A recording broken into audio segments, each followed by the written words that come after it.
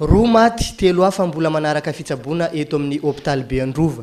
Io no loza niatra tamin'ny fianakavian'ny Ramatoafinina raha avy ny sakafo indry zareo omaly tolakandro tokony ho tany amin'ny 4 oran-tany ho any.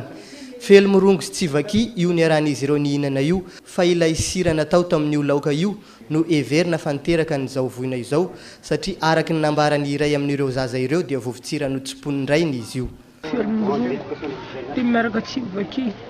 Inona andrahoana zany le tsivaki vadiko nandro anazy fa le fangarony tao tsy haiko fa tsivaki felimorombo foana ndro hitako fa le sira zany tsy haiko le talena zao sira zany ohatra ny sirany tsipitsipony foana dia inona ataony tao nefa le sira le raha fa zavatra hafa dia iny zany ahafaty an'le zanako.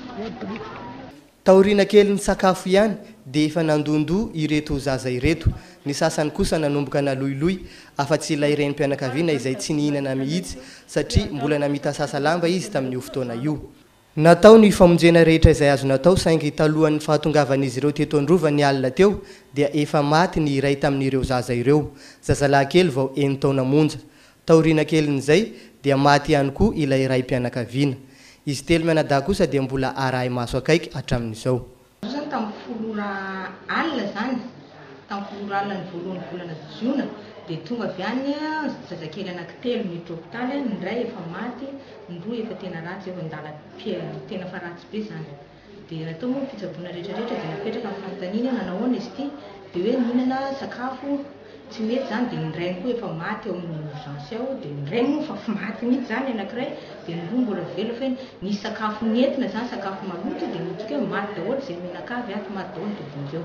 Aminay aloha zao dia efa vovony satria ny fanafody nenton'ny hôpitaly daholo. Ny sakafo nenton'ny hôpitaly daholo satria tsy hisy mpanaraka zany izy ireo fa olona manodidina no nanatitra dia lasa tsisy nihinana mihitsy fa vao maraina iny ny reniny tonga satria le reniny reny tsy naninana tsy nihinana le sakafo fa reo ray trano zany nihinana le sakafo. Marina fa sahirana ara-pivelomana izy mianakavy ireto ka matetika amin'ireny fako iren'olona eny mangatokana ireny no hitadiavan'izy ireo izay ilainy isan'andro ary eny mihitsy izy ireo no mipetraka.